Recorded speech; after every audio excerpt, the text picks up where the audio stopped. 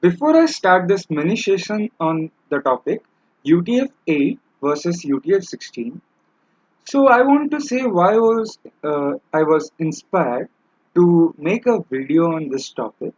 I was basically going through the YouTube playlist of projects by Mr. Krish Naik. So in the first play video of the playlist, that is Air Quality Index predictor, I just felt that I was not getting it why he was taking UTF8 and not UTF16. So I thought to do a bit research on that topic, UTF8 and UTF16, and after that I found that there is UTF32 also. So I thought that it would be helpful to others who are doing those projects so that they can also get their doubts clarified. So this video is on that topic only. Why UTF-8 and why not UTF-16, and when to use UTF-16 and not UTF-8. So starting with the very basic, what are these? The topic is UTF-8 versus UTF-16. Now, do you really feel that when you type suppose A or B or C or D or any like your multiplication symbol or plus or any character like colon, will your computer understand this? The answer is a straight no. Your computer won't understand this. Your computer understands only high signals and low signals. By high signals I mean 1 and by low signals I mean 0. So our computer understands ones and zeros. So everyone must be clear with this. Now let me come to another point. So what was this UTF and all this thing and why all these things? So when the computing generation started, or I can say when the computation was at its peak, English was the predominant language which was used in computing. So the ASCII code was quite prevalent, in which every alphabet in uppercase or lowercase, in uppercase or lowercase, or any symbols or any characters were given a particular number, and that number was stored in the memory so that in form of ones and zeros, so that your computer can understand them. But later, with the diversification of linguistic barriers, that is, with the upcoming generations, we are seeing that now you can even type in Hindi in Google or your native language like your Kannada, Odia, Malayalam, or any Bengali, you can type in Google. So, how is your system, or suppose how is your processor understanding it? So, then came a concept of Unicode.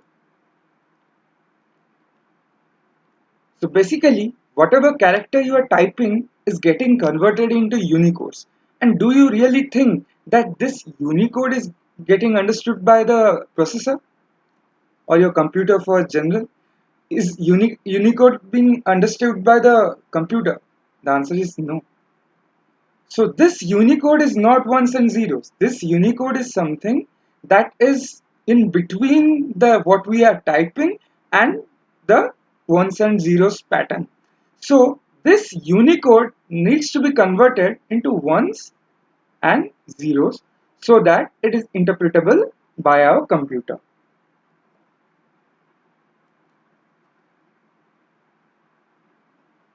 Since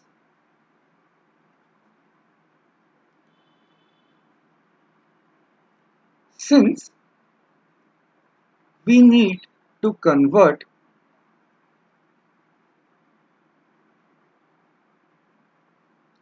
Unicode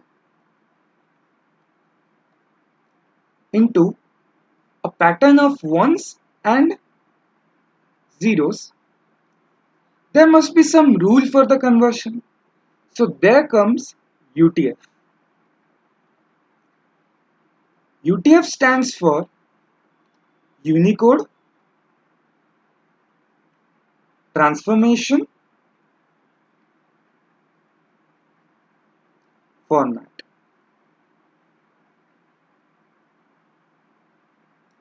So now this UTF, basically we'll discuss between UTF-8 and 16. So what is UTF-8 and UTF-16? Let me tell you that UTF-8 encoding converts the Unicode into ones and zeros in such a way that a character uses at least 8 bits. At least 8 bits. At least, and UTF-16 uses at least 16 bits. So now let's again go to some basics.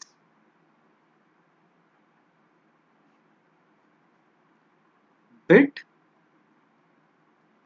can be considered to be a switch, which can either be on or off. Now this on is basically 1 and off is basically 0. Now let's make another assumption that memory is register, and a register I will use is a 8-bit register. Now if I show you a register, so I can basically store something around 8 bits in this.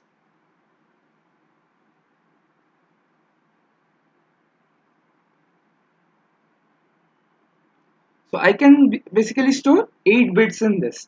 Suppose I am taking for example any character, for example XYZ, for example X random I am taking character. It is stored in the form of 0 0 0 0 0 1 1 and 1.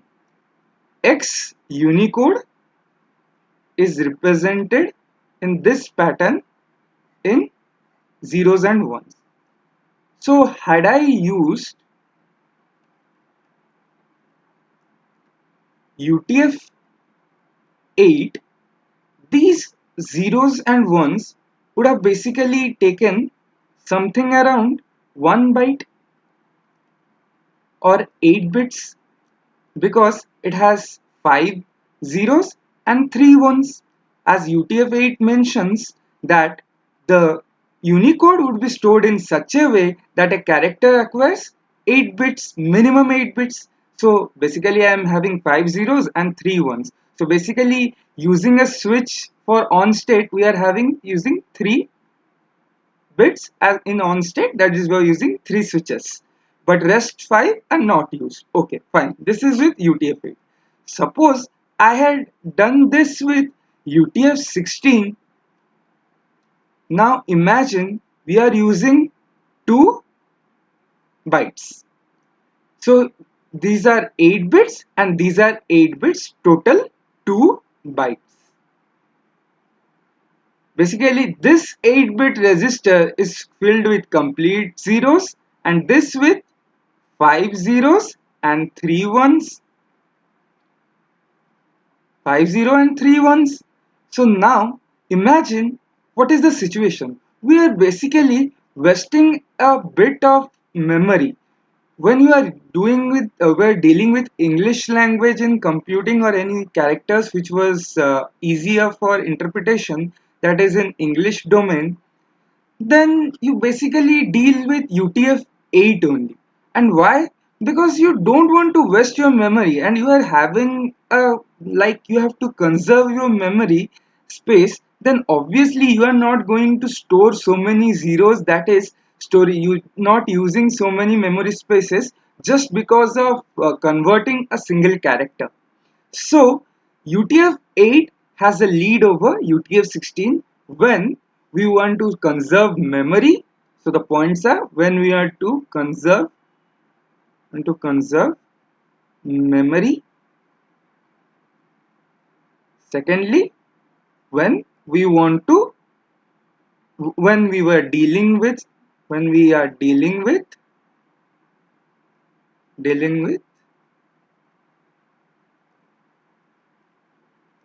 English, English language characters. So these are two important points, why UTF-8 and why not UTF-16. Now, some may ask then why did the creators create UTF-16? Okay, let me tell you that UTF-16 is also important. And when it is important, I had already said you that Unicode came into creation when multiple linguistic domains were introduced in computer science. Multiple linguistic domains.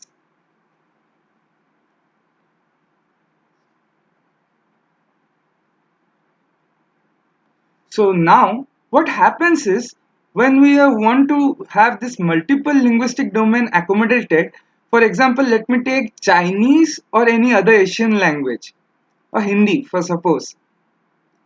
When we are dealing with any Asian languages, what happens is UTF-8 has a very poor performance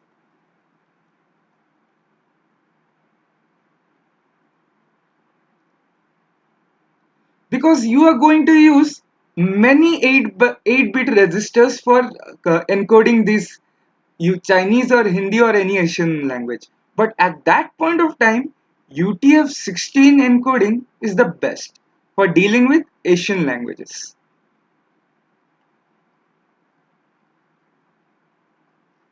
So we can basically conclude that whenever we have a data conservation policy or we don't want to waste a much of data or much of memory space, then we are going for UTF-8.